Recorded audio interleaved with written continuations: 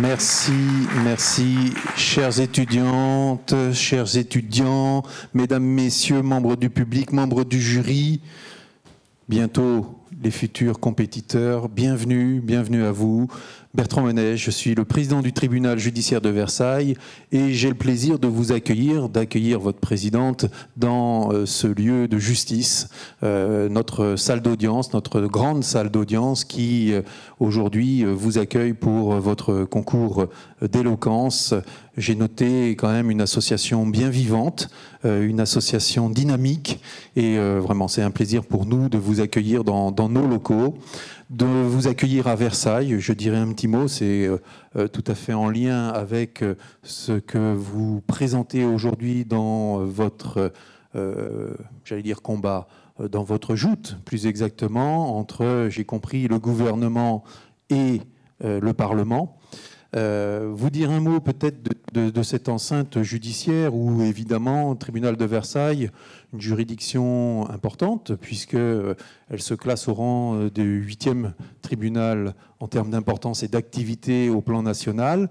Activité où dans cette salle nous connaissons surtout la matière pénale, principalement, on le voit d'ailleurs, la disposition des lieux s'y prête avec un box des détenus, des bancs pour les victimes, la place du procureur ici, la place du greffier et puis bien sûr la table de justice où se tiennent les magistrats à titre habituel, bien entendu la barre et les avocats qui gravitent autour de l'ensemble des acteurs de justice et qui font eux-mêmes partie de la justice. Tribunal important, tribunal au sein d'une ville et qui, dans le symbole de vos travaux et de vos débats est importante encore plus parce que il se trouve que voilà, toute cette journée, moi j'accueillais un certain nombre de présidents d'autres tribunaux de France puisque en plus de mes fonctions de président du tribunal de Versailles, je préside une association, moi aussi, ce qu'on appelle une conférence, la conférence des présidents de tribunaux judiciaires, c'est-à-dire une association qui regroupe les 164 présidents de tribunaux. Et donc j'ai l'honneur de présider cette association et j'avais à mes côtés aujourd'hui, et je vais les rejoindre, une vingtaine de présidents qui venaient de toute la France. Et nous avons organisé, figurez-vous, une petite visite du château de Versailles dans un parcours qui nous réservé, qui nous a permis de voir non seulement les appartements privés du roi, mais aussi, et c'est là où je voulais en venir, mais aussi la salle du Congrès. On a terminé dans la salle du Congrès et on évoquait dans cette salle du Congrès magnifique, qui est encore exceptionnellement ouverte, mais il faut se dépêcher pour avoir de la place, je crois jusqu'à la fin du mois de septembre, salle du Congrès où on voit les 900 sièges réservés aux membres du Congrès, députés, sénateurs.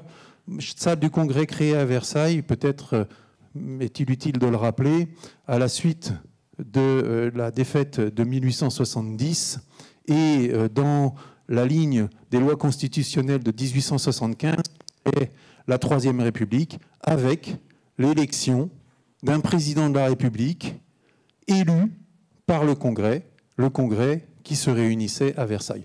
Le mode d'élection du président de la République a changé par la suite, mais on voit déjà que Versailles était une terre particulière en termes de démocratie et en termes d'organisation des institutions de la République. Et il faut savoir aussi qu'à Versailles, justement, à la suite de la défaite de 1870, la capitulation signée avec Bismarck dans la Galerie des Glaces, et bien ensuite, la République ballottée, après les événements de la Commune, s'est réfugié, le Congrès, le gouvernement s'est réfugié à Versailles, où il est resté de 1871 à 1879. Donc Versailles a été le cœur battant des institutions de la République pendant presque 10 ans dans ce démarrage de la Troisième République. Voilà, donc ça me semblait intéressant de le rappeler, vous qui allez débattre d'un côté le Parlement, de l'autre côté le gouvernement. Ça a du sens de le faire ici à Versailles. Évidemment, ça aurait été mieux si vous aviez pu avoir la salle du Congrès, mais vous n'y avez peut-être pas pensé, parce qu'autrement, il est certain qu'on vous l'aurait réservé. Mais voilà, le faire ici au tribunal, en tout cas, ça a beaucoup de sens et je suis ravi de vous accueillir. Je suis désolé, Madame la Présidente, vous le savez, je ne pourrai pas rester pour assister à vos travaux. Voilà, je dois repartir à d'autres obligations immédiatement, mais ça me tenait à cœur de vous souhaiter. Je sais que vous avez travaillé avec mes équipes, je les remercie. Vos équipes ont aussi beaucoup travaillé, vous-même, vous avez beaucoup travaillé dans un temps où, en fin d'année, on est un peu chargé aussi par ces obligations étudiantes. Et donc, c'est aussi pour vous un challenge que d'organiser cette joute et ces travaux ce soir. Voilà, je vous souhaite en tout cas un moment important, un moment de détente. Évidemment, les orateurs doivent être un petit peu plus tendus que les spectateurs, mais rassurez-vous, tout va bien se passer. On a mis un petit peu de clim, pas trop. Voilà, donc ne faites pas trop monter la chaleur parce que le système de refroidissement n'est peut-être pas suffisant. Donc bonne chance à chacune et chacun.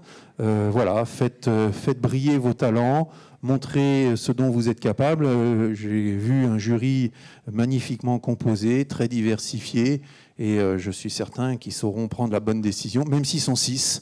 Alors, je ne sais pas ce que dit le règlement en cas d'égalité des voix. Est-ce qu'il y a une voix prépondérante? Bon, on les laissera régler tout ça. Donc, il faut plutôt maintenant faire preuve des talents de conviction et essayer d'obtenir une majorité à défaut d'une unanimité. Mais ça, ce sera le secret de leur délibéré. Secret du délibéré qui était évidemment un moment extrêmement important et un fondamental dans notre fonctionnement judiciaire, puisque dans le serment du magistrat, il y a la conservation du secret des délibérés. Voilà, donc n'essayez pas après de savoir auprès du jury comment et pourquoi ils se sont décidés. Bons travaux, bonne soirée ici dans ce tribunal, et encore une fois, je suis ravi de vous accueillir. Madame la Présidente, je crois que je vous cède la parole. Merci beaucoup. Ok. Je vais faire quelque chose qui est peut-être pas protocolaire, mais je vais juste aller de l'autre côté avec un pupitre parce que je n'ai pas du tout appris mon texte par cœur. Pardon.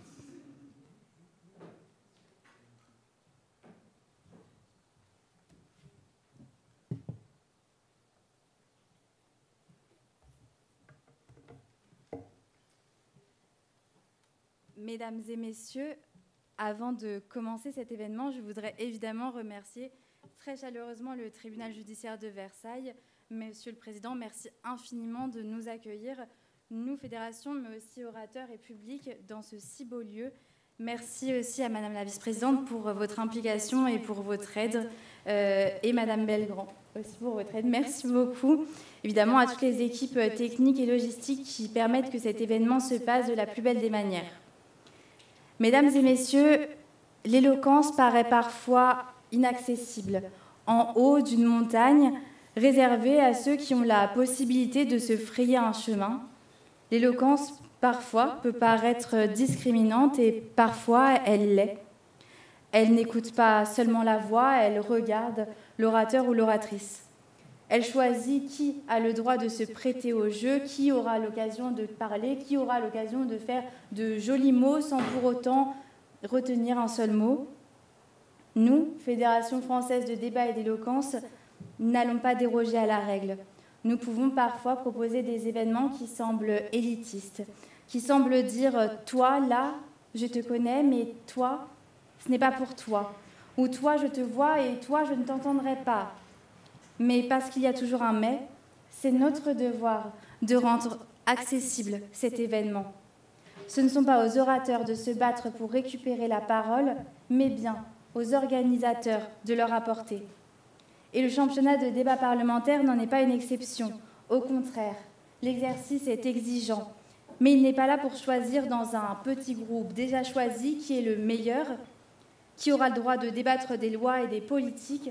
Au contraire, le débat parlementaire, c'est redonner à chaque étudiant la possibilité de débattre sur des sujets de société, des sujets qui les concernent, de pouvoir se revêtir du titre de ministre ou de député et de faire la loi, de faire la politique, de vulgariser pour ceux qui ne sont pas toujours spécialistes.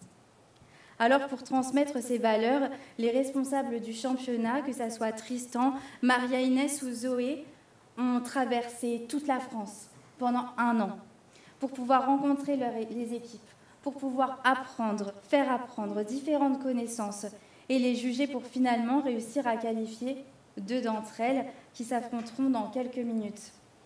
J'aimerais aussi remercier beaucoup la tribune Montesquieu et Noah pour avoir ramené la coupe depuis Bordeaux, parce qu'il fait très chaud et je pense vraiment merci beaucoup Noah.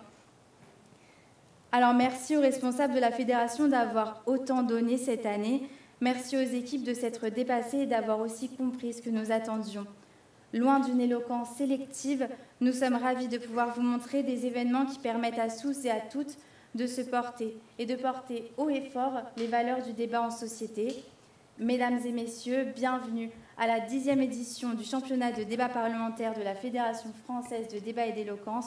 Bienvenue à cette finale opposant deux titans du débat, Dauphine Éloquence et Révolte-toi Assas.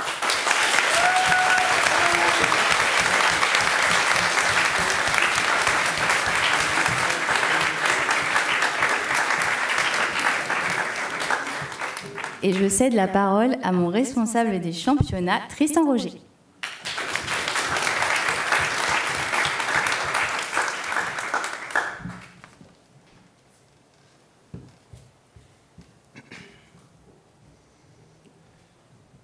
Mesdames, Messieurs, chers jurés, durant le débat de ce soir, nos orateurs navigueront avec vous en mer agitée. Au milieu de cette tempête, ils auront la charge de vous convaincre de prendre la direction qui leur semble la plus juste. Pour vous, à bâbord, il y aura d'abord ceux qui voudront mettre les voiles en terre de liberté, puis à tribord, ceux qui souhaiteront foncer à pleine vapeur en pays de fermeté. Mais des deux côtés du bateau, il y aura des ministres et des députés qui défendront une position de courage. Vous l'avez compris, le débat de ce soir portera sur la question de si oui ou non les détenus doivent se faire retirer leur droit de vote, avec Dauphine Éloquence pour porter ce projet et Révolte-toi Assas pour s'y opposer. Les débats sur les prisons et leurs détenus semblent sans fin, sur la manière de punir, de réinsérer, de rendre justice, d'inspirer crainte et confiance. Et sur le fait de retirer le droit de vote aux détenus ou non, plein d'interrogations peuvent nous venir à l'esprit. Quelles limites doit-on fixer à la privation de droits et de liberté ? Doit-on autant mettre sur le banc de la société des individus qui, pour certains, se sont retrouvés dans ces situations par erreur, par simple égarement ? Quelle légitimité a l'État pour retirer à un de ses citoyens un autre de ses droits les plus précieux ? Toutes ces considérations peuvent alors nous amener à douter de la pertinence d'une telle idée. Mais dans ce cas, que donne-t-on à ceux qui ont le sentiment qu'il n'y a plus de justice, que les condamnations et les conditions ne sont pas assez fermes ? Que dit-on à celui qui constate que le voleur, le dealer, le violeur, le meurtrier a exactement la même influence que lui sur la politique nationale ? Et pourquoi celui qui a failli à la société pourrait-il, comme tous les autres citoyens, en choisir celui qui en détermine le cap ? Ces interrogations, très chers jurés, très cher public, ce n'est pas à moi d'y répondre ce soir, mais bel et bien aux 8 orateurs des deux équipes qui sont parvenus à se hisser jusqu'à cette finale. Félicitations d'ailleurs pour être arrivés jusqu'ici et d'avoir été les moins mauvais durant toute cette compétition. Sur ce, je vous laisse maintenant avec la suite de la soirée. Merci au public et merci aux jurés pour leur présence. Bon courage aux orateurs et bonne finale à tous.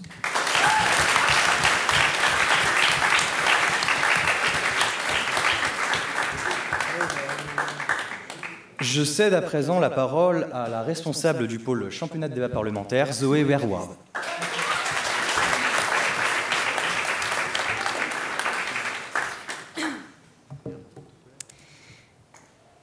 Cher auditoire, que serait une compétition sans ces éminents compétiteurs ? Et c'est bel et bien moi qui ai la lourde tâche de les présenter. Côté gouvernement se trouve une équipe qui n'a peur de rien. Après avoir pourtant déjà subi une défaite face à son contradicteur de ce soir, elle a décidé, vengeresse, de disputer la coupe. Pour la première fois de son histoire, mesdames et messieurs, se trouvent en finale les orateurs de la sublime Dauphine Éloquence.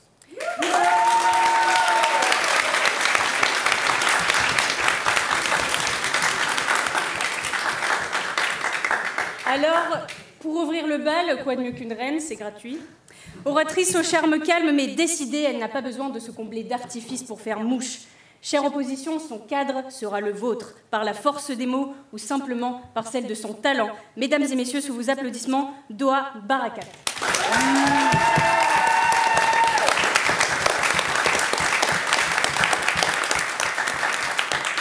Le deuxième orateur n'est pas comme les autres hommes, sauf que cette fois-ci, je vous dis la vérité. Dans un exercice monstrueusement codifié et précis, il sait être cet esprit libre qui pense au-delà, avec pragmatisme ou avec le cœur.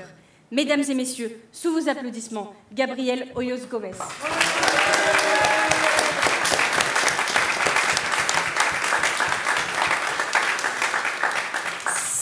je devais décrire le troisième orateur, je dirais que c'est un peu le fou du bus, mais avec la grande classe. Il sait vous emporter dans ses discours avec des métaphores filées dont lui seul a le secret, et qui laisse ses adversaires avec des leçons de rhétorique ou juste une bibliothèque de référence, selon l'humeur. Mesdames et messieurs, sous vos applaudissements, Achille Billard.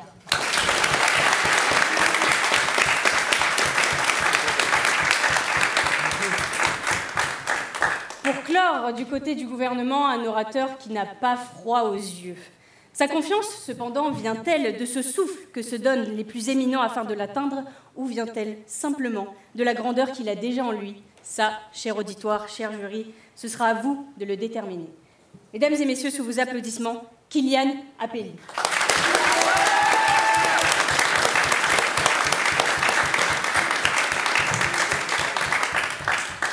À l'opposition, mesdames et messieurs, nous n'avons pas n'importe qui.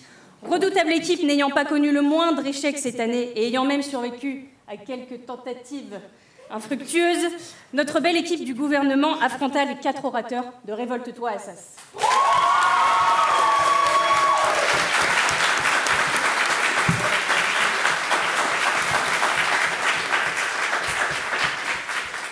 Vous savez, on reconnaît parfois un bon orateur à la capacité qu'il a de mettre les mains dans le cambouis.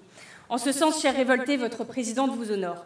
Une femme au charme fou, oui certes, mais s'il vous plaît, ne lui faites pas l'affront de vous arrêter à cela. Oratrice claire, adaptable et malheureusement pour le gouvernement, très perspicace. Mesdames et messieurs, Isis Rosili.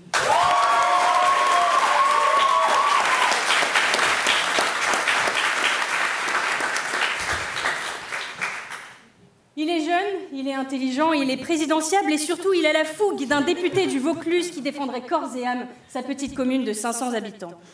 Orateur avec plus de pensées qu'il n'a de temps pour pouvoir les dire, on aimerait l'écouter indéfiniment tant il a le mot juste, mais ce soir, si vous avez de la chance, il se contentera uniquement du nécessaire.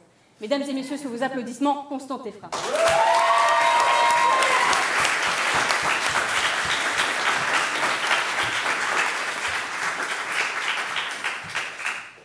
Camarade bordelais de la défaite en finale contre Assas, il a décidé d'infiltrer les bases ennemies pour aller chercher le titre. Honnêtement, très inspirant.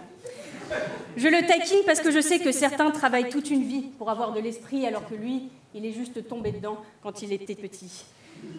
Juste, invectif et insoutenablement cultivé, mesdames et messieurs, Baptiste Salis.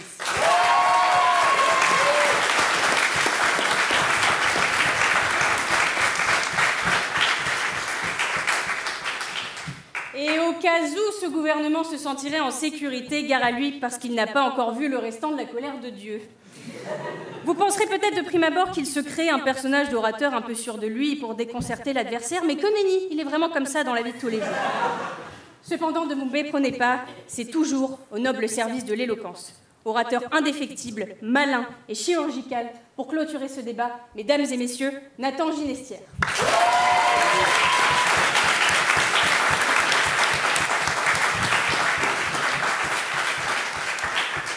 Bien sûr, une compétition ne serait également rien sans un éminent jury et je vais laisser à ma co-responsable du pôle du championnat de France de débat parlementaire, Maria-Inès, la tâche de vous le présenter. Merci à tous.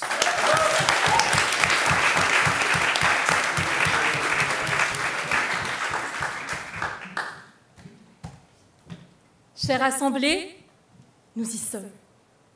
Le souffle court, le cœur un peu battant, certes, mais nous y sommes.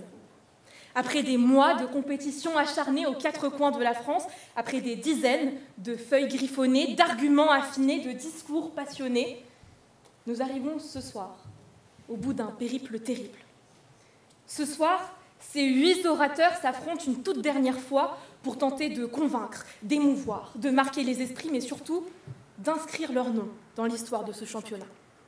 Alors, pour départager ces orateurs qui n'ont cessé de surprendre, nous avons réuni un jury exigeant, éclairé, engagé.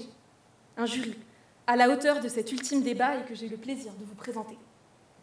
Nous accueillons tout d'abord Maître Benoît David, avocat en droit pénal dont la réputation d'excellence dans le domaine en droit pénitentiaire n'est plus à faire. À ses côtés, Maître Morgane Fanchette, diplômée de l'université Panthéon-Sorbonne, avocate en droit pénal et associée au cabinet Babonneau. Nous avons également le plaisir d'accueillir Maître Tristan Simon, avocat pénaliste et cofondateur de l'Association pour les droits des personnes incarcérées qui promeut et défend les droits des détenus face aux autorités. Quatrième membre de ce jury, nous sommes heureux d'accueillir M. Youssef Rilma, administrateur de la section française de l'Observatoire international des prisons, dont la présence ce soir permet d'apporter un autre regard sur les thématiques du débat. Grâce au soutien du tribunal judiciaire de Versailles, nous avons également la chance de compter parmi nous Madame Isabelle Lorenz, qui est adjointe au chef d'établissement du centre pénitentiaire des Yvelines, référente citoyenneté et responsable de l'organisation des opérations de vote en détention. Enfin, pour présider ce jury d'exception et trancher en cas d'égalité, nous avons l'immense honneur de compter parmi nous Madame Constance Dossé, qui est vice-présidente du tribunal judiciaire de Versailles et chargée du secrétariat général. Ce soir, elle garantira la rigueur et la sérénité des délibérations. Merci à vous, chers jurés, d'avoir répondu présent ce soir et je vous demanderai un tonnerre d'applaudissements pour notre jury.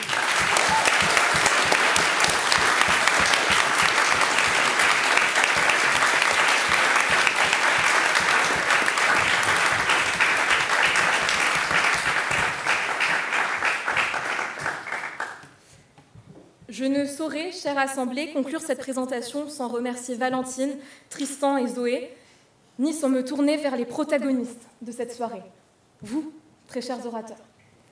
Ce soir, ce sont des mois de travail acharné qui s'achèvent. Ce soir, 4 d'entre vous soulèveront cette coupe, symbole éclatant d'un triomphe passager.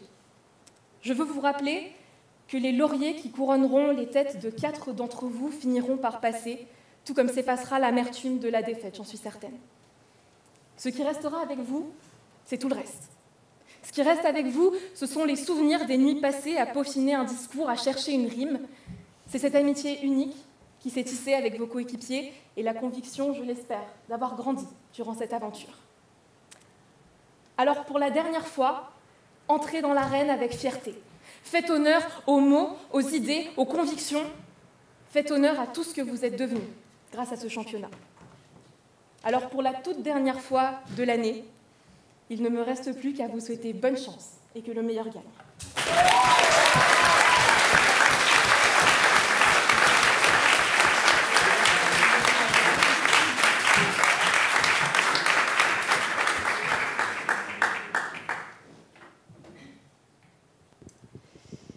Très bien. Pour débuter ce débat, j'appelle Madame la Première ministre Doha Barakat.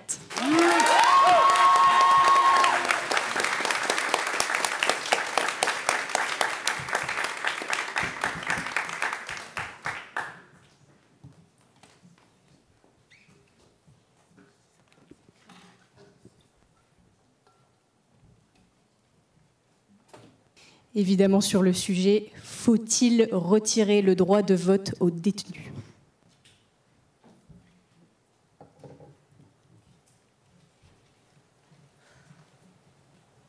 À 18 ans, on ne reçoit pas qu'un droit, on nous transmet un flambeau.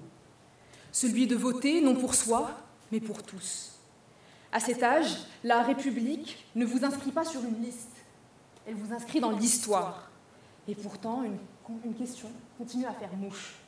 Peut-on encore confier la plume citoyenne à celui qui a brûlé les fondements du pacte républicain ? Le droit de vote est en effet une clé, celle qui ouvre la porte du pouvoir civique. Mais toute clé suppose une serrure qui encadre, qui conditionne, qui verrouille. L'article 131, alinéa 26 du Code pénal, autorise déjà le juge à en priver un citoyen condamné. Mais cette sanction reste exceptionnelle, inégale, presque symbolique. Nous proposons d'en finir avec cette inégalité et de modifier cet article. Désormais, tout individu condamné à une peine privative de liberté sera automatiquement suspendu de son droit de vote, et ce, pour la durée de son incarcération. Les prévenus et les personnes en détention provisoire en sont exclus. Cette suspension temporaire s'appliquera à tous les scrutins, qu'ils soient nationaux, locaux ou européens. Elle cessera dès la fin de la peine et alignera le fait d'être exclu physiquement de la vie sociale avec celui d'être momentanément écarté de la décision collective. Pour garantir la clarté démocratique de cette réforme, nous choisirons la voie du référendum. Le 1er septembre 2025, je proposerai au président de la République de soumettre cette mesure au vote populaire, car nul lieu n'est plus légitime que l'urne pour redéfinir les contours du lien civique. Seul le peuple souverain peut tracer la frontière entre citoyenneté et responsabilité. Cette réforme s'inscrit aussi dans le plein respect de la jurisprudence européenne Hearst. La Cour européenne des droits de l'homme exige une privation fondée, temporaire et proportionnée. Ça tombe bien, notre mesure rentre dans ces 3 critères. Elle ne vise que les personnes privées de leur liberté pour la durée de leur peine, en cohérence avec la gravité de leur acte. Si l'infraction justifie la prison, elle justifie la suspension. Notre projet repose sur une conviction forte. La citoyenneté implique une loyauté envers la société. Celui qui viole les règles les plus fondamentales de la vie commune ne peut, dans le même temps, participer à les faire évoluer. C'est ainsi que la voix du ministre de la Justice, Hoyos Gómez, s'élèvera et vous montrera que l'on ne peut prétendre voter les lois lorsqu'on les a piétinées. Le détenu est un citoyen qui, par ses actes, s'est volontairement éloigné du cercle commun. Je vais prendre votre question. Madame la Première ministre, vous excluez les détenus... Madame la Première ministre, vous nous parlez des condamnés à une peine privative de liberté. Je vous pose alors la question, en cas d'appel, quid lorsque l'exécution provisoire n'a pas été prononcée? Alors, la suspension du droit de vote ne se fera pas. Elle se fera une fois que la condamnation sera définitive, c'est-à-dire après l'appel ou le pourvoi en cassation. Suspendre ce droit pendant la détention, ce n'est pas punir une seconde fois. C'est faire preuve de cohérence. On ne peut en même temps vivre hors la loi et décider de celle des autres. Ce temps de mise à l'écart est une respiration nécessaire, une ligne de crête entre la faute et le retour. Un retrait qui prépare un retour plus solide, plus conscient, plus engagé. Car ce projet ne s'arrête pas au silence. Il prépare une parole neuve. Nous proposons donc de transformer les prisons en chantier de citoyenneté. Plutôt que d'organiser un grand renfort logistique, un vote fantôme derrière les barreaux, réinvestissons ces ressources dans des ateliers civiques, simulation électorale, débats, tables rondes. Les détenus débattront des questions de leur quotidien, expérimenteront concrètement le sens de la décision collective. C'est par cette participation retrouvée qu'ils redécouvriront l'importance du geste démocratique. C'est ainsi qu'ils renaîtront politiquement, armés d'une conscience nouvelle, du rôle qu'ils auront à jouer une fois leur liberté retrouvée. Ensuite, le ministre de la Cohésion nationale, Billard, portera cette vérité trop souvent tue. Nous avons laissé devenir le vote un geste creux. Or, voter, ce n'est pas consommer, c'est consentir à la loi, s'engager pour les autres, prendre part au destin commun. C'est un serment silencieux et tout serment suppose des conditions. Cette réforme, au fond, est un acte de salubrité républicaine. En refusant le droit de vote à ceux qui l'ont vidé de sens par leur trahison, nous en restaurons la force pour tous. Nous ne disons pas « tu n'as plus de place ». Nous disons, pour y revenir, il faut l'avoir mérité. Ce n'est pas cette suspension qui menace la démocratie, c'est l'indifférence, le désintérêt. Une démocratie ne s'éteint pas parce qu'elle exige, elle s'effondre quand elle banalise. Il faut donc, pour sauver le vote, parfois le retirer pour mieux le révéler, pour lui rendre son poids, son aura, sa vérité.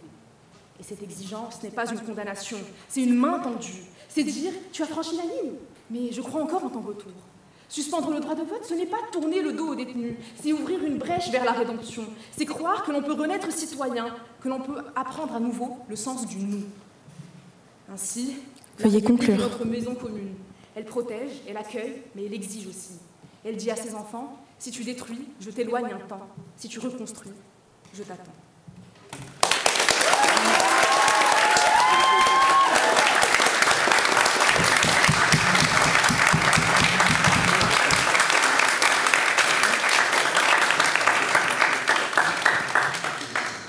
Pour lui répondre, j'appelle à présent Madame la chef de l'opposition, Isis Rosine.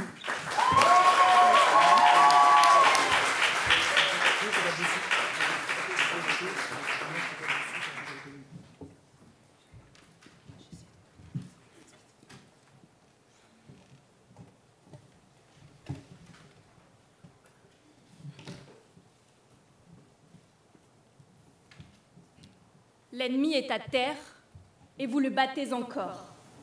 Alors que le mal a été neutralisé, le hors-la-loi condamné, vous vous acharnez, vous laissant porter par un ressentiment rongeur qui désire encore sanctionner après avoir déjà condamné. Les détenus se voient déjà privés de leur liberté de circuler pour des considérations de sécurité, le but étant de les empêcher de nuire à la société. Mais ce gouvernement se laisse emporter par un vent de populisme pénal en supprimant aux détenus leur droit de citoyen le plus essentiel, leur droit de voter. Ces détenus seraient alors amputés d'une partie de leur citoyenneté, mis en marge de la société à laquelle ils appartiennent pourtant.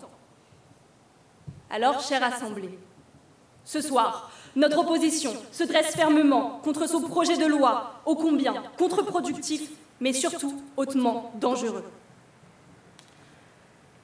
Alors, Madame la Première ministre nous annonce avec un aplomb formidable qu'elle souhaite mettre fin au droit de vote des détenus parce que c'est la volonté du peuple, par voie de référendum. Mais Madame, les Français sont aussi en faveur du rétablissement de la peine de mort. Doit-on alors redonner à l'État le pouvoir de tuer? Nous ne savons pas. Également, vous condamnez les détenus condamnés définitivement, soit. Vous ne parlez pas des condamnations aménagées, les peines de sursis, les bracelets électroniques. Que faites-vous de cela? Cela signifierait que potentiellement, un petit voleur condamné à 3 ans d'emprisonnement serait privé de son droit de vote, tandis que l'élu corrompu, condamné à 4 ans avec sursis, lui, pourrait continuer de voter. Alors, le constat est simple. Vous pensez sécuriser, presque purifier la société, si j'ose dire. Vous n'allez qu'aggraver le mal que vous prétendez combattre. Il s'agit là d'une mesure extrêmement mal pensée, dont nous condamnons la méthode liberticide, mais surtout la ligne idéologique dangereuse. Et monsieur, je prendrai votre question. Si l'école apprend le civisme, pourquoi la prison ne pourrait-elle pas en rappeler le prix? Merci pour votre question, monsieur. Ne vous en faites pas, j'y viens, mais sachez que le civisme est inculqué dès l'école, comme vous l'avez dit. Le civisme s'apprend tout au long de la vie, mais le civisme ne peut pas être renforcé parce qu'un individu est mis à l'écart de la société. C'est précisément l'effet inverse qui se produira. Alors, d'abord, retirer le droit de vote à tous les détenus de plein droit est totalement inefficace du point de vue de la justice. Le but même de la justice est de s'assurer de la minimisation de la commission des infractions par leur répression. Le but de la peine privative de liberté est d'éviter de recréer une situation dans laquelle le condamné a commis l'infraction. Mais privé de son droit, le petit voleur de supérette non politisé ne va certainement pas l'empêcher de récidiver. Quand il s'agit du droit pénal, il n'est pas seulement question d'idéologie, il est question d'effectivité. Et jouer avec des concepts qui vous dépassent au risque de mettre à mal la sécurité de la société est honteux. Ces premiers enjeux fondamentaux vous seront développés par notre premier député à la commission justice, M. Teffra. Mais si encore, ça n'était que cela. Le vote est en réalité l'outil d'exercice de la démocratie. Il est ce qui fait d'un Français un citoyen. Et vous justifiez cette exclusion par le respect du pacte social. Mais le corps social, ce sont les citoyens français. La commission d'une infraction ne les déchoit pas de leur nationalité, ne les exclut pas du territoire, elle ne peut pas les priver de voter et en faire alors des semi-citoyens. Cette mesure nuira totalement aux politiques essentielles de réinsertion, si précieuses pour notre 5e République. Comment espérez-vous que les détenus arrivent à retrouver une place dans la société alors que cette société leur tourne le dos? S'ils ne sont plus des citoyens français, pourquoi alors respecteraient-ils l'état de droit français? L'importance de ces droits de vote vous seront présentés par notre second député à la commission vie citoyenne et démocratique, M. Salis. Il est donc évident, la solution n'est surtout pas de retirer ces droits de vote, mais il faut même les renforcer. Et vos petits ateliers amusants de débat à l'image d'une école primaire ne serviront à rien. Vous les privez de leur droit le plus fondamental. Nous entendons favoriser l'accès pour les détenus au droit de vote en cellule, par le déplacement de bureaux de vote en prison, mais également supprimer parmi les peines privatives de droits civils, civiques et politiques la peine complémentaire privative du droit de vote. Cette contre-proposition vous sera présentée par chacun de nos députés et elle est absolument nécessaire. Enfin, notre secrétaire général, M. Ginestière, achèvera de vous convaincre de l'importance absolue du droit de vote pour tous les détenus. Alors, chère Assemblée, Ne vous laissez pas impressionner par ces écrans de fumée. Le droit pénal n'est pas que symbolique, il est effectivité. Et la citoyenneté n'est pas une récompense, c'est un droit.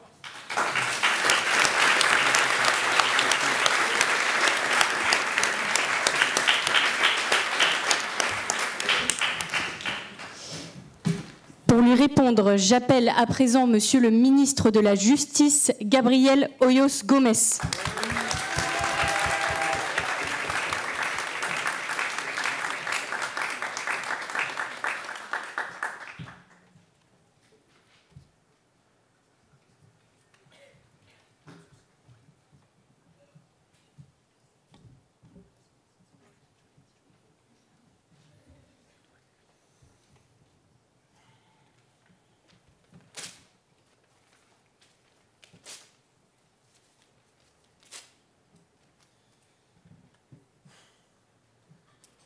C'est dans le secret de l'isoloir, face au bulletin de vote, qu'à chaque élection, tous les citoyens se posent une même question.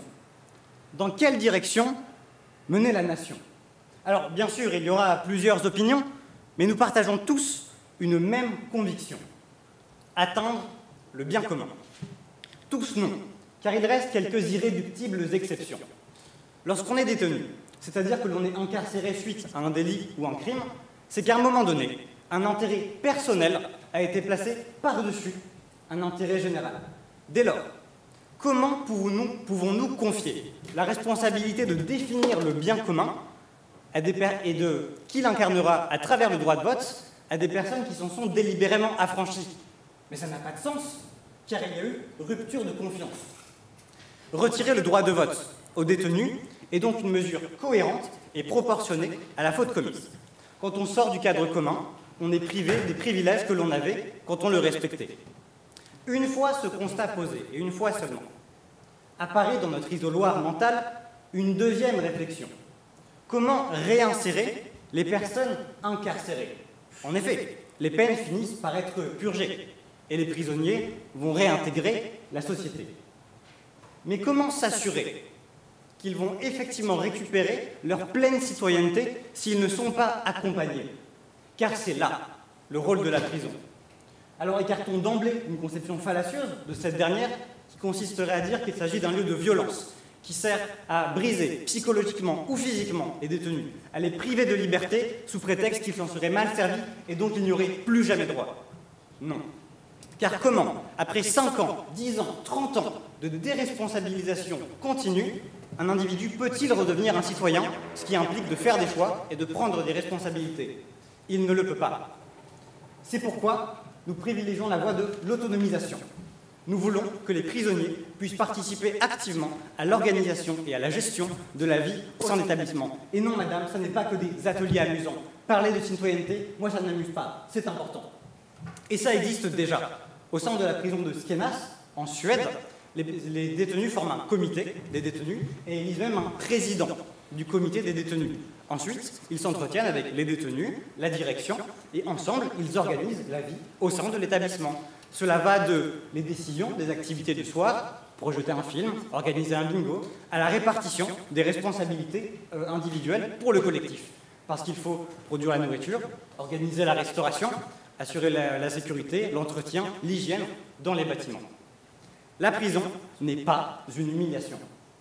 C'est une étape dans un processus de reconstruction de l'individu. Et donc nous n'avons aucun ressentiment à l'égard des prisonniers, puisque notre mesure les concerne précisément. Et par ailleurs, Madame la Ministre nous dit que nous battons les hommes à terre, et par ailleurs qu'il faudrait aussi condamner les personnes avec... Enfin, qu'il faudrait aussi que la mesure s'applique aux personnes condamnées avec sursis. Donc est-ce qu'on est trop ferme ou pas assez ferme? Soyez cohérents. Et je prendrai votre question. Monsieur, pourquoi priver du droit de vote un détenu incarcéré pour un vol simple, mais le conserver pour une personne condamnée à une peine aménagée pour une agression sexuelle? Ce que vous avez mal compris dans notre mesure, c'est que la privation, elle est temporaire. Vous êtes condamné pendant 3 ans, vous êtes privé du droit pendant 3 ans, et après vous le récupérez.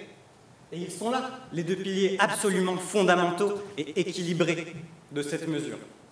Dans un premier temps, si vous sortez du cadre commun, vous perdez temporairement, je le répète encore une fois, puisque c'est nécessaire, la légitimité de le définir, et tout le temps qui est passé en prison, tout le séjour de détention, vise uniquement à permettre aux détenus de récupérer ce droit de vote pleinement. Parce qu'il ne suffit pas de les écarter. Si on ne faisait que les écarter de la société, alors là oui, on pourrait être blâmé. Précisément, ce temps permet de redevenir un citoyen. Et vous pourrez me demander, mais est-ce que ça marche? Et je vous répondrai, oui, parfaitement. Puisque, pour reprendre cet exemple de la Suède, qui investit là-dedans, leur taux de récidive est à seulement 30%, contre 50% en France.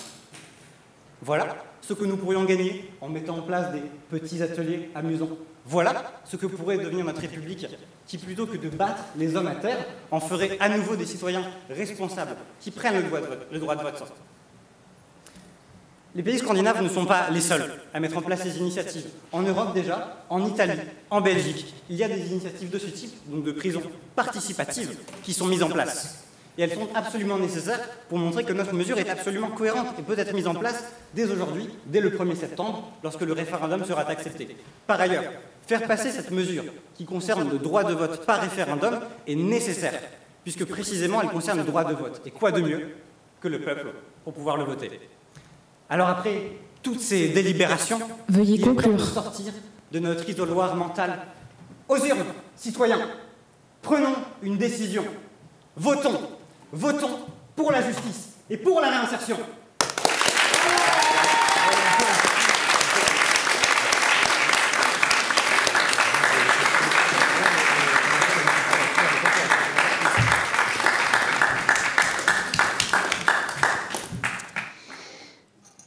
J'appelle à présent Monsieur le député à la commission Justice, Constant Teffra.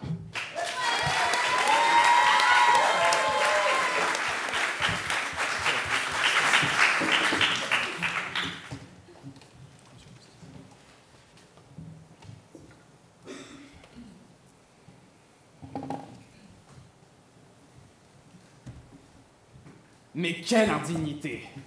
Vous n'avez pas honte! Vous êtes le gouvernement français, vous êtes la représentation nationale, vous êtes les chefs de file de la nation, mais vous vous résolvez à un populisme liberticide effrayant. Vous admettez ouvertement que le simple fait d'être détenu suffit à justifier la suppression de leur droit fondamental de vote, et ce, automatiquement et sans exception possible. C'est une honte! Vous parlez du pacte social. Mais justement, parlons-en, mais de quel pacte social? Celui de Rousseau qui donne le droit aux détenus? J'ai du mal à vous suivre. Et puis vous oubliez ceux qui sont sous aménagement. Au violeur sous peine aménagée, il a le droit de vote. Mais au petit voleur qui a pris 6 mois, lui ne le peut plus. Fondamentalement, quand on y réfléchit bien, quel est le lien, vraiment, quel est le lien entre un individu qui commet une infraction comme un homicide involontaire lors d'un accident de la route et la suppression de son droit à voter? La réponse est aucun. C'est comme dire à un enfant qui a gribouillé sur le mur « Je ne te changerai plus les couches ». Par conséquent, face à une telle absurdité, cette opposition veut même aller plus loin, retirer de l'article 131-26 du Code pénal la possibilité pour le juge de supprimer à un individu son droit de vote en cas d'infraction. Parce que non, le droit de vote n'est pas lié à une infraction. Il ne l'est jamais, ce sont deux choses parfaitement distinctes. Je suis désolé d'en revenir à là, d'utiliser ces termes-là, mais j'ai le sentiment qu'aujourd'hui, cher gouvernement, vous êtes un petit peu à côté de la plaque. Vous utilisez d'abord un outil absolument pas adapté pour le but recherché, mais pire que cela encore, en un projet de loi, vous balayez des principes fondamentaux de la justice. Je vais prendre votre question juste après. Comment expliquez-vous à Stéphane Baudet, maire d'Évry-Courcouronnes, que les détenus de Fleury-Mérogis votent dans sa ville, sachant qu'ils n'y ont jamais mis les pieds? Monsieur, le vote par correspondance a été aboli justement pour cela. Et donc, nous allons instaurer un vote qui va permettre à ces détenus dans la ville d'Évry-Courcouronnes de pouvoir voter dans leur lieu d'habitation de départ et donc de rétablir cet équilibre au niveau des suffrages. Alors, je voulais parler de l'outil. Votre projet, c'est de créer une peine supplémentaire uniquement pour accentuer la répression. Mais le premier objectif de la peine en droit pénal, ça n'est pas la répression. Le premier objectif de la peine en droit pénal, c'est avant tout et surtout d'éviter la récidive. La peine n'est pas une sanction approximative et symbolique. Elle doit être le calque rigoureux de l'infraction. Il faut que la sanction pénale épouse les contours de l'infraction et soit une réponse adaptée, justifiée et proportionnée à celle-ci. Chaque peine est donc décidée dans cet objectif. Pardonnez-moi, mais j'ai du mal à croire que retirer le droit de vote à un détenu qui aurait commis un délit ou un crime va vraiment éviter la récidive. Il y a une logique derrière tout cela. quand on retire la liberté de circuler à un individu qui a commis un meurtre. C'est logique, puisque c'est justement cette liberté qui lui a permis de commettre l'infraction. Donc si on la lui enlève, on s'évite toute récidive. De même, à celui qui a détourné des fonds pour éviter la récidive, il semble logique de lui interdire, par exemple, un accès à certaines fonctions. De comptabilité, par exemple. Logique, on évite la récidive. Eh bien, la suppression du droit de vote, soyons d'accord avec cela, est illégitime. Puisqu'on ne peut pas commettre une infraction en glissant un bulletin dans l'urne, alors interdire un tel droit ne permettra en rien de lutter contre la récidive. Quel besoin d'aller alors lui supprimer le droit de vote? C'est ajouter une peine créée de toutes pièces, parfaitement déconnectée avec la situation du condamné et qui traduit juste votre acharnement sur les détenus. Mais pire que cela encore, pire que cela, vous détruisez le principe qui irrigue le droit pénal, à savoir l'individualisation de la peine. Et moi, ça me fait de la peine. Ce gouvernement se dit grand défenseur de la justice avec un grand J. Fantastique. Mais en réalité, on sabote ses fondements. Le principe d'individualisation de la peine est fondamental et constitutionnel et ce n'est pas un hasard. Le droit pénal, notre droit pénal, il juge des individus, pas des infractions. C'est l'idée que les coupables ne se ressemblent pas et donc, par conséquent, les peines, elles, ne doivent pas se ressembler. Chaque peine doit prendre en compte l'infraction, certes, mais aussi la situation de l'individu, sa personnalité et les circonstances de l'infraction pour faire en sorte d'appliquer une peine juste et justifiée. Appliquer une sanction de façon bête et méchante n'a aucun intérêt. Et c'est d'autant plus absurde que cela revient à homogénéiser des peines à des individus très différents. Votre mesure n'a rien d'équilibré, je suis désolé. Imaginons deux cas de détenus. Vous avez un côté l'individu qui reconnaît ses faits, qui s'excuse, qui a des remords, qui veut tout faire pour indemniser les victimes, qui a une attitude irréprochable et qui en plus est politisé et qui trouve dans son droit de vote la possibilité de se rattacher au monde politique. Eh bien cet individu, vous le mettez à égalité avec celui qui n'en a rien à faire, qui en plus est dépolitisé et qui est anti-système. Et je vous avoue, quand lui, vous lui supprimez le droit de vote, ça lui en touche une sans faire bouger l'autre. Mais vous instaurez une peine automatique qui n'est pas adaptée à chaque individu, donc vous bafouez le principe d'individualisation des peines, si essentiel. Et vous bafouez aussi l'idée que la prévention, c'est d'abord qu'on veut éviter la récidive par la prévention. Veuillez conclure. Vous avez échoué. Par conséquent, cette opposition refuse une telle mesure qui n'est que symbole et pseudo-morale et prône en revanche l'efficacité et le bon sens. Et nous serons là pour rappeler qu'il n'est de justice que vivante et de république que fidèle à tous ces enfants, même qu'elle désire renier.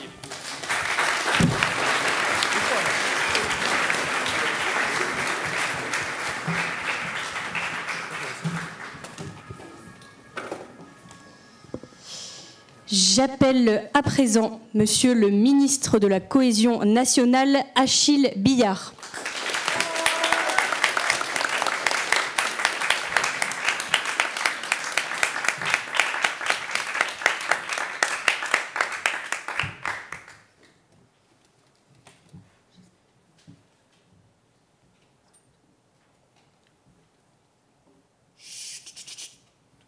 Je commencerai par vous demander un peu de silence dans la salle et d'essayer de tendre l'oreille. Car depuis ce matin, si vous prêtez attention, vous pouvez sûrement l'entendre, ce cri.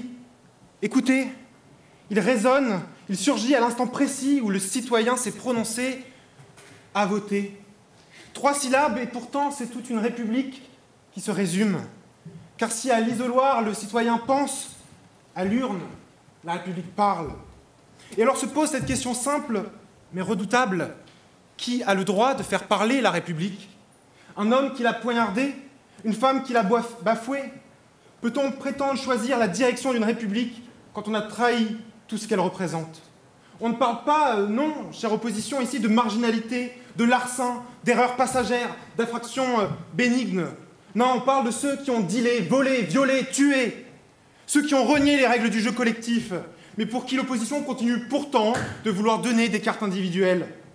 Opposition qui continue à protéger un automatisme vide de sens, celui de leur tendre un bulletin de vote, et donc même bulletin qui sera distribué, qu'on soit pompier ou pyromane, infirmier ou meurtrier, agresseur ou agressé.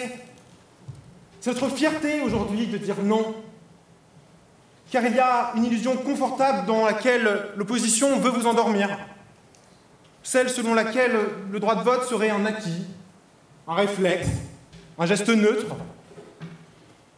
Je vais prendre votre question.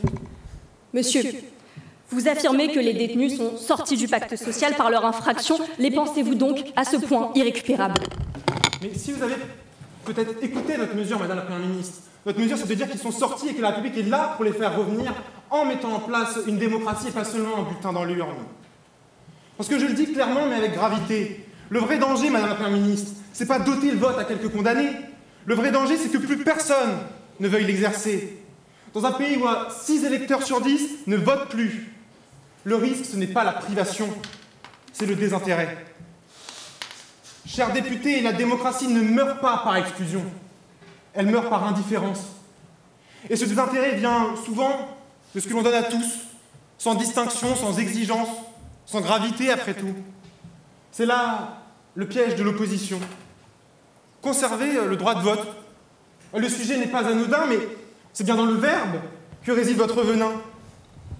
Voyez comment ce mot trahit votre vision. Conserver.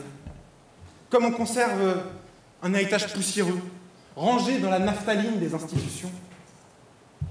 Mais un droit politique, ça ne se conserve pas. Ça se cultive, ça se mérite, ça se respire à force d'efforts. On ne conserve pas le vote comme on conserve le même style d'art oratoire depuis 50 ans. On ne le fiche pas comme une relique dans le formol d'une république fatiguée. Dans nos prisons, il faut que la privation du droit de vote ne soit pas une triste conclusion, mais bien le point de départ d'un travail civique. Car il y a là un double enjeu. Protéger la République, oui, mais d'autre part aussi, protéger la démocratie, en évitant que notre mesure ne devienne une variable d'aliénation des détenus. Car avec notre projet, la prison deviendra pleinement un creuset de la reconstruction civique. Nous aurons la capacité d'offrir à la République des citoyens formés sur leurs droits, mais forgés aussi sur leur devoir à exercer. Exercer avant tout une démocratie exigeante. Exigeante pour la France, France de la responsabilité où chacun demandera non pas ce que lui peut faire pour la République, mais ce que la République peut faire pour lui. Parce qu'une République qui condamne sans conséquence, c'est une République crédule. Mais une République qui donne les moyens à tous ses enfants, Madame la Première ministre, de revenir vers eux, c'est une République crédible. Et c'est celle-là que nous choisissons de défendre. Pas celle qui confond démocratie et distribution de droits automatiques. Pas celle, comme vous, qui considère que voter, finalement, c'est un réflexe pavlovien. Pas celle qui croit que tout se vaut, tout se mérite et donc tout s'oublie.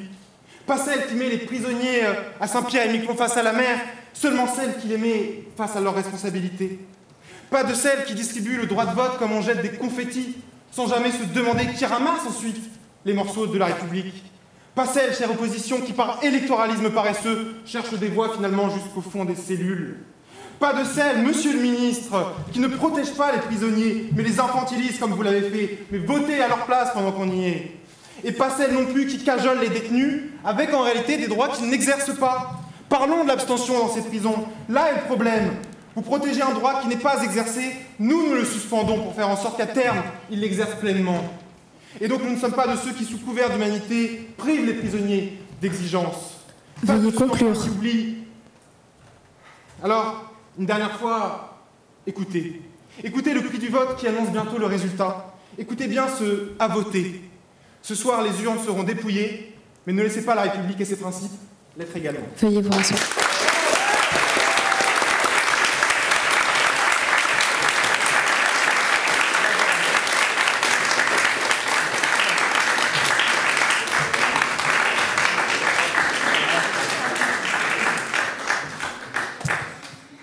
J'appelle à présent le député à la commission Vie citoyenne et démocratie, Monsieur Baptiste Salis.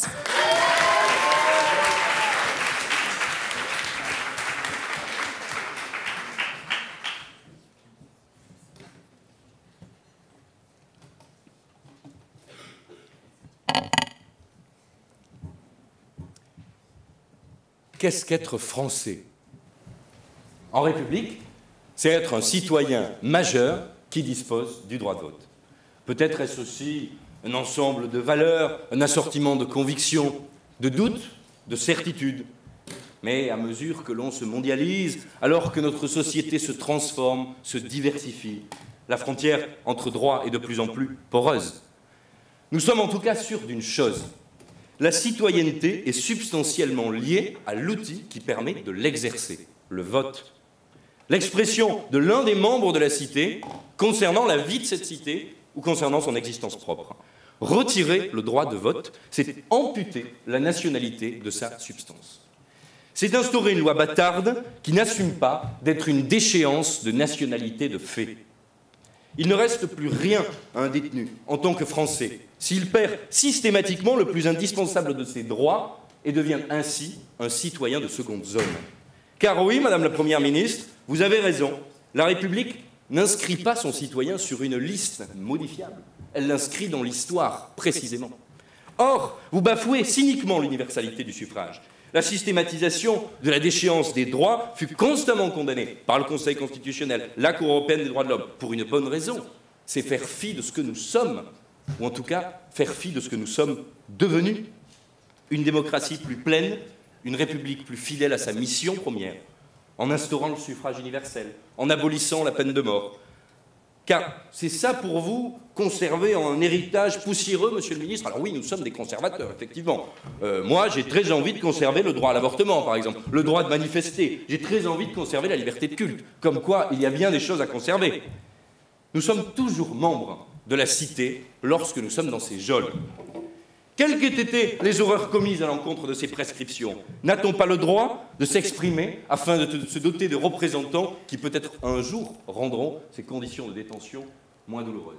Je prendrai votre question. Monsieur le ministre, à force d'infantiliser Parlons Enfants, comment expliquez-vous aux élèves de seconde en EMC que le droit de vote est suspendu à l'âge, mais pas à l'homicide?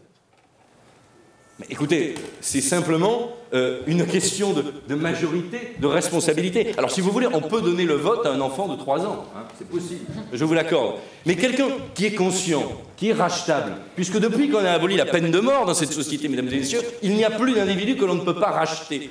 Il n'y a plus d'individus irréfragablement destinés à être des criminels. Alors par définition, des adultes responsables, conscients, peuvent voter.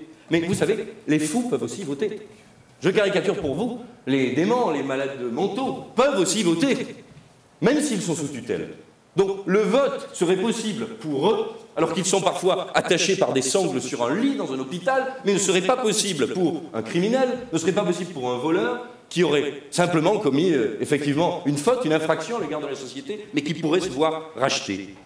Alors, pour vous, on a brisé le pacte républicain. Mais Madame la Première ministre, il y a 1000 manières de briser le pacte républicain.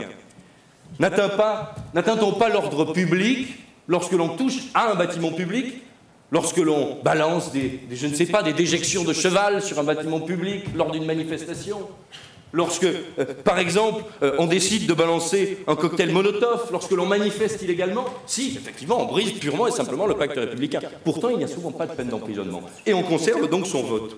Paradoxe. Le député Teffra vous a expliqué à quel point cette mesure était inefficace, pour ses effets nuls en matière de dissuasion, et elle est aussi lâche. Et je m'élève contre le symbole qu'elle charrie. Mesdames et messieurs, un pays doit être capable de se débrouiller avec ses citoyens. Il doit être capable de les juger en tant que citoyens. Et il doit être capable de les détenir en tant que citoyens. On ne traite pas le mal en l'expulsant de la communauté nationale.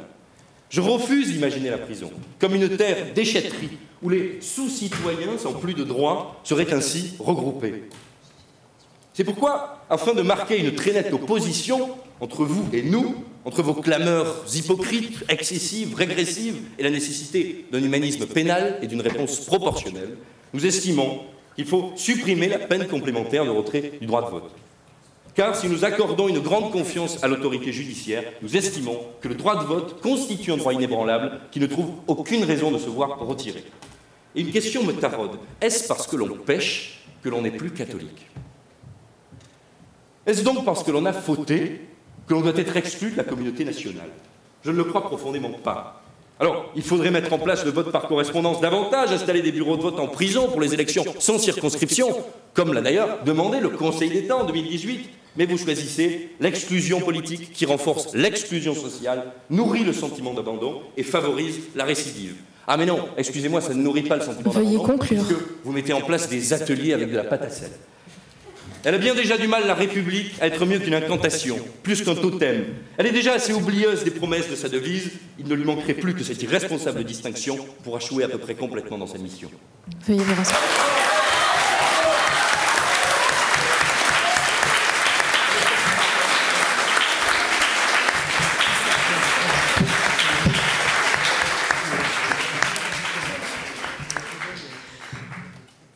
clôturer du côté du gouvernement. J'appelle le rapporteur général, Monsieur Kylian Appelli.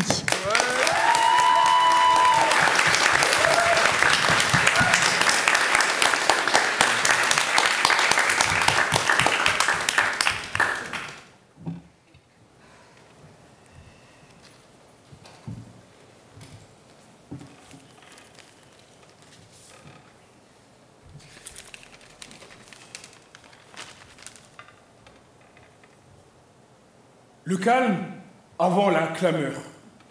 D'ici 20h, le débat finira. La démocratie parlera. Et viendra l'heure des résultats. Mais pour y parvenir, comme dans n'importe quelle élection, encore faut-il procéder au dépouillement. Et dans cet hémicycle, c'est maintenant. Oui, je viens dépouiller l'opposition, décortiquer ses positions, mettre à nu leur argumentaire pour en faire ressortir les failles. Je vais compter, raconter et surtout trier l'ensemble des bulletins de ce débat afin de retirer ceux qui sont invalides. Et à la fin, il n'en restera qu'un. Le bulletin du gouvernement avec son projet de loi ambitieux, retirer le droit de vote aux détenus. Sans plus tarder, top 3 des pires bulletins de l'opposition. Top 3, des bulletins nuls, des contradictions. Vous nous dites que les détenus, lorsqu'ils sont en prison, l'objectif c'est de les empêcher de nuire à la société. Mais justement, lorsqu'on vote, on participe pleinement au contrat social. On décide de l'avenir en commun de notre société. Et donc, c'est totalement dangereux d'avoir des personnes qui font en sorte que par la suite des règles soient appliquées alors qu'ils ne les respectent pas. Ça, ce n'est pas normal. Et puis aussi, il y a le problème de représentativité. C'est-à-dire que parfois, notamment à l'échelle communale, ça a été évoqué, ils faussent le vote, les détenus. Ça, c'est un problème, c'est un danger. Ensuite, vous nous dites que le civisme s'apprend tout au long de la vie. Mais justement, lorsqu'on est en prison, c'est un fait, on ne peut pas les nier, un peu à l'écart de la société. Il faut continuer à apprendre le civisme, et c'est cela que nous prenons. Nous ne sommes pas en train d'abandonner les détenus. Au contraire, avec ce qui a été évoqué par notre ministre Oyos Gomez, tous les ateliers de réinsertion, la manière de pouvoir vivre réellement la citoyenneté, de pouvoir être impliqué pleinement, nous sommes non pas en train de séparer, mais de réparer. Et puis, également, lorsque vous nous parlez de manifestations illégales, en fait, vous êtes resté longtemps sur les contraventions, pas les crimes, pas les délits. Vous êtes trompé d'élection. Top 2, les bulletins blancs, des arguments vides. Vous nous parlez de sous-citoyens. Mais qu'en est-il alors des personnes sous tutelle qui, actuellement, ne peuvent pas voter? Ce sont des sous-citoyens? Il y en a, il y a des personnes sous tutelle qui ne peuvent pas voter. Est-ce normal? Et puis d'un point de vue juridique, vous nous reprochez bien des choses. Mais savez-vous que jusqu'en 1994, les détenus ne pouvaient pas voter? Seulement, nous ne repartions pas en arrière, non, nous apportons, nous ajoutons cet aspect réinsertion, ces ateliers, ces mesures qui permettent que là, la mesure soit utile, c'est symbolique. Et puis, vous nous dites que ce n'est pas constitutionnel, mais on va le voter par référendum, et par la suite, on n'aura aucun problème, ça sera validé. Zola, en son temps, disait « j'accuse ». Aujourd'hui, l'opposition devrait dire « je m'excuse ». C'est ce que vous allez faire, je vous écoute, dites-moi. Mais si la commission de l'infraction nous fait sortir du contrat social, alors pourquoi ne pas y aller franchement et supprimer tous les droits en détention? Mais ce n'est pas le but. La peine qui est décidée par la justice, elle est proportionnée à la faute commise. 3 ans, 5 ans, 10 ans, 15 ans. Et nous, nous préparons l'après. Lorsque la personne sortira de prison, qu'elle reprendra le droit de vote, qu'est-ce qu'elle fera? Que sera-t-elle devenue? Et donc, par les ateliers de civisme, par toutes les mesures qui seront faites au sein de la société dans laquelle elle vit, elle pourra avoir compris vraiment l'importance du vote, ce que ça représente. Et puis, en fait, vous me dites que l'individu dépolitisé qui ne vote pas, c'est pas son problème ce qu'on fait, que ça va pas le déranger. Mais justement, vous êtes en train d'abandonner des enfants de la République. Nous ne voulons abandonner personne sur le trottoir. Et donc, ces personnes-là, justement, qui sont souvent les classes sociales les plus défavorisées, qui, déjà même, lorsqu'elles ne sont pas détenues, sont victimes d'abstentionnisme hors jeu, nous ne voulons pas que cela se reproduise et que ça puisse gangréner les inégalités par la suite. Vous faites semblant de vous inquiéter des prisonniers, de les prendre par le bras, mais c'est pour leur mettre un couteau dans le dos. Et ça, on ne le veut pas. Et puis, la peine qu'on vous dit, elle existe déjà. L'article 131, alinéa 26 du Code pénal, c'est possible qu'un détenu soit privé de vote. Ces gens-là, ils ne sont pas français, puisque c'est ce que vous dites. Que le vote caractérise le français, que c'est tout ce que l'on a. Et si c'est tout ce que l'on a, alors ce qui compte ne serait-ce pas de l'utiliser? Enfin, top 3, bourrage d'urne, surplus de bulletins. Avec votre contre-projet, vous voulez prendre notre place. Mais c'est nous le gouvernement. Alors restez dans votre zone, je vous en prie. Vous dites qu'on va mettre des bureaux de vote dans les prisons directement, mais la fraude qui en découle, la sécurité aussi, les problèmes de représentativité du contrat social, tout cela, ça ne sera pas réglé. Et puis, allons plus loin encore. Actuellement, peu de détenus utilisent ce droit de vote. Maximum 20% lors des dernières élections. Et ça, ce n'est pas normal. Ils ne réalisent pas à quel point c'est symbolique que ça représente notre démocratie. Alors, pensez-vous qu'avec d'autres mesures, ils vont voter plus parce qu'il y aura des bureaux de vote? Moi, je ne pense pas. Voilà pourquoi je vous reprocherai aussi l'abstention sur ma question. La prison qui peut rappeler le prix du civisme. Vous ne m'avez pas répondu. Et ça, ce n'est pas tolérable. Pourquoi est-ce qu'on se limiterait à parler de l'école, là où on apprend tout, et on ne ferait pas tout au long de notre vie être sensibilisé, comprendre qu'on vit en communauté, que les règles sont importantes.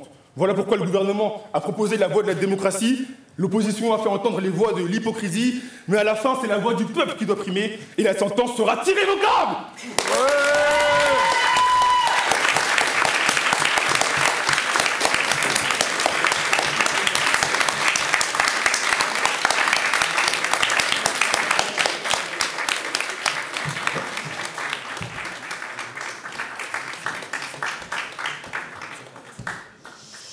Pour clore ce débat, j'appelle Monsieur le secrétaire général Nathan Ginestière.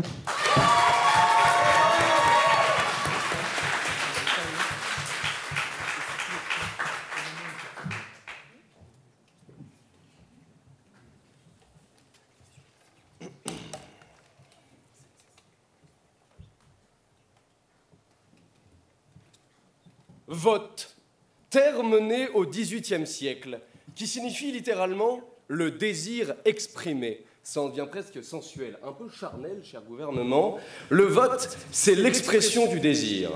Mais c'est l'expression du désir le plus noble qui soit, le désir politique. Et ce gouvernement voudrait nous faire croire qu'il faudrait faire taire un tel désir pour la seule et unique raison que vous êtes enfermés entre quatre murs humides. Il y a ce soir, dans ce débat sur le retrait du droit de vote des détenus, une double opposition conceptuelle entre vous et nous. Nous, pour la première, nous défendons une justice de réinsertion, une justice efficace. Vous voulez une justice d'apparat qui se drape des beaux habits de la fermeté, mais en échouant complètement. Vous essayez même, et c'est là que vous êtes quelque peu habile, vous essayez même de nous faire croire que cette mesure est une mesure de clémence, puisque vous nous dites que vous allez, par les ateliers civiques, améliorer l'insertion des détenus. Mais je vous le dis, vous pouvez mettre en place des ateliers civiques, mettre en place les bureaux de vote en détention, sans supprimer le droit de vote des détenus. C'est ce que nous proposons. Interdire aux juges d'interdire le droit de vote des détenus, tout en poussant les détenus à voter, en faisant venir les bureaux de vote en détention, et surtout en faisant venir des formateurs civiques en détention. Nul besoin d'empêcher les détenus de voter pour cela. Parce que, voyez-vous, votre première ministre, madame, puisque vous vous le levez, je vais prendre votre question. Monsieur le secrétaire général, comment justifiez-vous que les hommes qui ont violé Gisèle Pelicot puissent peser ensemble 50 fois plus dans l'élection présidentielle qu'elle toute seule? Madame la Première ministre, vous êtes décidément populiste. Ces actes sont odieux et ces hommes sont en prison pour cela. Ils payent déjà leur dette à la société. Ça n'a aucun rapport, parce que voyez-vous, face à la citoyenneté, ces gens-là sont nos égaux, à nous tous ici. Cela va peut-être vous choquer. Face à la liberté, ils ne le sont pas, c'est pour ça qu'ils sont dans les tensions. Mais face à la citoyenneté, ils le sont, parce qu'ils sont tout autant des êtres humains que nous, tout autant des citoyens et tout autant des Français. Oui, votre rapporteur général l'a rappelé, l'interdiction du droit de vote des détenus était absolue avant 1994. Je vous l'accorde. C'est vrai, mais c'est parce qu'en 1994 est née l'idée de l'individualisation de la peine. Le nouveau code pénal est l'avènement de l'idée que la peine doit épouser au mieux les contours de l'infraction pour prévenir au mieux la récidive et au mieux réinsérer. Oui, bien sûr, nous voulons, nous d'abord, que la justice soit adaptative et qu'elle ne soit pas froide, qu'elle ne soit pas aveugle aux circonstances. Parce que supprimer le droit de vote à tous les détenus, sans aucun regard sur ce qu'ils sont d'un point de vue personnel, sur l'infraction qu'ils ont commise, c'est être aveugle à eux. La seconde opposition conceptuelle qui nous différencie, vous et nous, c'est que votre regard sur la citoyenneté est quelque peu étrange, parce que vous souhaitez manifestement restaurer une forme de citoyenneté capacitaire, une citoyenneté dans laquelle seuls ceux qui se comportent bien peuvent voter. À quand le droit de vote uniquement pour les travailleurs et non plus pour les chômeurs? À quand le droit de vote pour ceux qui sont mariés, qui font des enfants pour le réarmement démographique, n'est-ce pas? À quand le sens? Revenez-y, allez-y franchement, vous y allez un petit peu à la louche, cher gouvernement. Vous citez des exemples fort intéressants parce que vous citez des exemples de la Suède et d'autres pays nordiques en Europe dans lesquels des ateliers civiques ont été mis en place. Vous oubliez que dans ces pays, les détenus ont le droit de vote. Preuve en est, les ateliers civiques et le droit de vote, c'est irrémédiablement lié. Et il y a autre chose qui est consubstantiellement liée, la nationalité et la citoyenneté. Nous pensons, nous, que lorsqu'on est majeur et français, on ne peut que voter. On ne peut que avoir ce droit. Retirer le droit de vote à un Français, c'est lui retirer la moitié de sa nationalité. C'est faire semblant de la laisser, mais en retirer toute la substance. C'est la vider de ce qui en fait l'essence et de ce qui en fait l'intérêt. La participation au corps social. Comment pouvez-vous prétendre réinsérer des êtres que vous retirez de la société pendant une certaine durée? Parce que vous prenez l'exemple de condamnés à des faibles peines. Mais celui qui est condamné à 30 ans, un jour il sortira. Et si pendant 30 ans on l'a écarté de la politique française, il y a de très fortes chances qu'il s'en sente déconnecté. Comment voulez-vous, en frappant l'homme déjà à terre, lui dire « mais la mère patrie te pardonne ». Dans un espèce de syndrome de Stockholm, le détenu ne sait plus s'il doit craindre la main tendue de la mère patrie ou s'il va se faire claquer par elle. Oui, nous croyons en une justice qui pardonne. La République se grandit en incluant ceux qui la contestent et qui la bafouent. Même ceux-là, surtout ceux-là. La réinsertion est un objectif intrinsèque de la justice pénale. Le lien avec la communauté politique entretenue par le vote est ce qui ne déinsère pas nos détenus lorsqu'ils sont en prison. Votre cadre commun dont vous parlez, dont vous pensez que les détenus s'excluent, je dis moi qu'il est un et indivisible. Lorsque l'on est français ad vitam. Cher gouvernement, en réalité, vous finirez seuls et vaincus, sourds aux palpitations du monde et aux battements des cœurs de ceux que vous jetez derrière des murs de pierre et des barreaux en fer.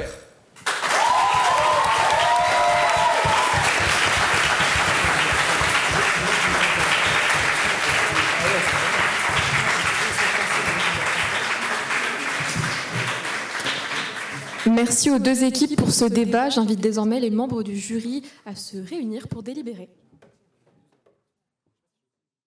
Encore un grand merci pour votre présence ce soir.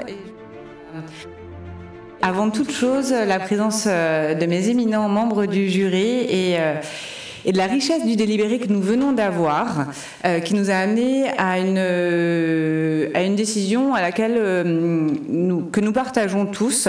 Tient quand même à souligner qu'il a regretté un certain nombre de contre-vérités, d'approximations qui ont pu être énoncées de part et d'autre. Et à ce titre, je vais sans tarder laisser la parole à Madame la directrice qui représente le centre pénitentiaire de Bois d'Arcy et qui nous a fait l'honneur d'être présente à nos côtés aujourd'hui pour rappeler un certain nombre d'éléments concernant le droit de vote des détenus en détention. Madame la directrice. Je vais vous mettre alors, avant de vous faire rapidement un petit topo sur l'exercice du droit de vote des personnes détenues en détention, puisque aucune de vos deux équipes n'a dit des choses correctes à ce sujet, j'en suis désolée. Je vais juste simplement, par contre, faire un petit aparté sur le taux de récidive qui a été annoncé, qui est complètement faux. Je ne sais pas où vous avez sorti les 50% de taux de récidive en France.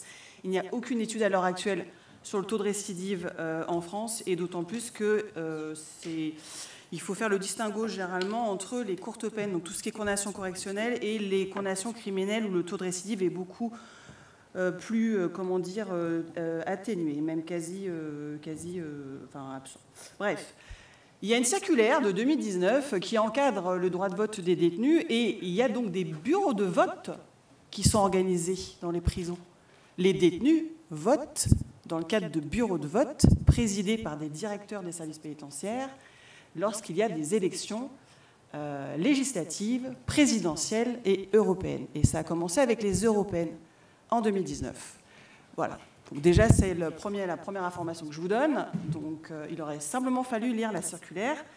Et le fameux vote par correspondance, il existe. C'est que, en fait, les détenus votent à l'établissement. Les urnes sont ensuite dépouillées et les plis sont mis sous scellé et rapportés à la préfecture. Donc, c'est pour ça que ça s'appelle le vote par correspondance. C'est qu'ils votent à l'établissement et nous, ensuite, on met les votes qui sont dans des enveloppes scellées, dans des autres enveloppes scellées qu'on dépose le dimanche matin, avant l'ouverture des bureaux de vote à la préfecture des départements. Donc pour les Yvelines, j'ai la joie et l'immense honneur de déposer à chaque fois à la mairie de Versailles l'intégralité des enveloppes des votes des détenus, comme mes collègues du département. Et l'information comme quoi le vote fausse les votes des villes, je ne sais pas d'où vous le sortez, c'était par rapport à Évry, par rapport à Fleury-Mérogis. Je vous rappelle quand même que tous les détenus ne votent pas à l'heure actuelle, puisque aux élections, en tout cas nationales, seuls peuvent voter les détenus qui sont de nationalité française. Donc déjà, il n'y a pas que des Français incarcérés. Donc on propose aux détenus qui sont éligibles au droit de vote s'ils le souhaitent, et ne sont pas obligés. Comme vous n'êtes pas obligés d'aller aux urnes lorsque nous y sommes tous appelés au moment des élections de notre pays. Voilà. Donc c'était simplement pour vous faire un petit topo. Et par contre, les détenus peuvent aussi, ceux qui le souhaitent et qui sont déjà inscrits sur des listes électorales, voter par procuration. Et là, dans ces cas-là, il y a un OPJ qui se déplace à l'établissement et qui enregistre les demandes de procuration. Et préalablement à ça, les directeurs et directrices référents citoyenneté, comme je le suis, passent des petits coups de téléphone aux mairies pour s'assurer que les détenus sont bien inscrits sur les listes électorales de la ville dont ils sont originaires. Voilà pour les informations générales. Si vous en voulez plus, on en discutera en aparté, mais je pense que c'était important que vous le sachiez, puisque dans le cadre de votre exercice, c'était quand même important que vous ayez des arguments qui soient en lien avec la réalité et pas inventés. Je vous remercie pour votre attention. Merci Madame la directrice. Voilà. Merci Madame la directrice pour ces précisions. Alors, une fois que ces précisions ont été apportées, le jury que je préside aujourd'hui vous renouvelle ses félicitations pour l'ensemble de vos prestations. Alors, on a pu noter un certain nombre, parfois d'hésitations, parfois de pression, parfois d'emportement, ce qui nous a amené à, dans un premier temps, déterminer quelle équipe ou quelle personne d'entre vous avait le point du meilleur orateur. On a hésité et les débats ont été serrés entre deux orateurs de l'équipe d'Assas. Et j'ai le plaisir d'annoncer que la meilleure prestation revient à Nathan Ginestier.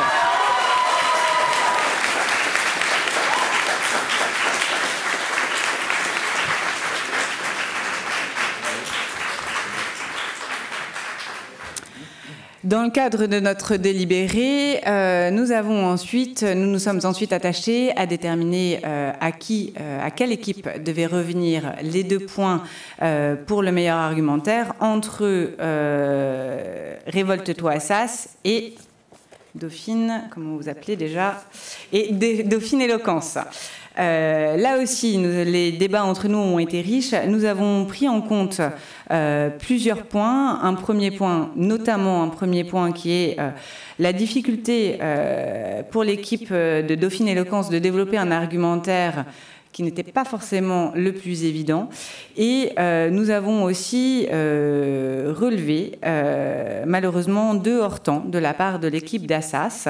Et en faisant le point et la balance entre les différentes prestations, nous avons décidé d'accorder les 2 points pour la meilleure équipe à Dauphine Éloquence.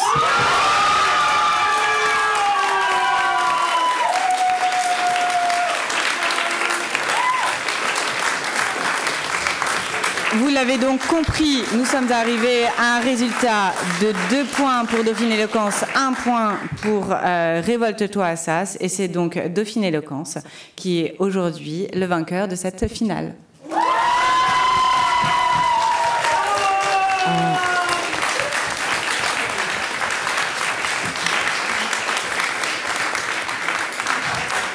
Félicitations mesdames et messieurs. Et également, félicitations à l'équipe d'Assas qui n'a pas démérité.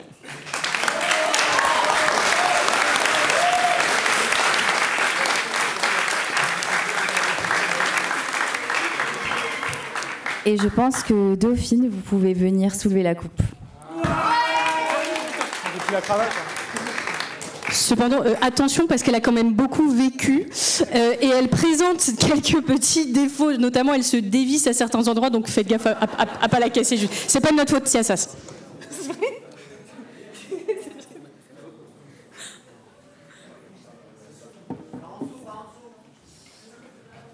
soit les poignets, soit en dessous.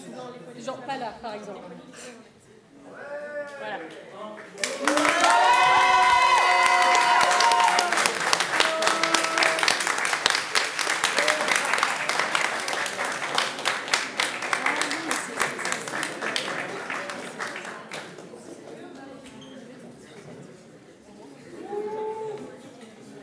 Merci beaucoup à toutes et à tous d'être venus. Merci infiniment, chers jurés, de votre présence, de votre travail.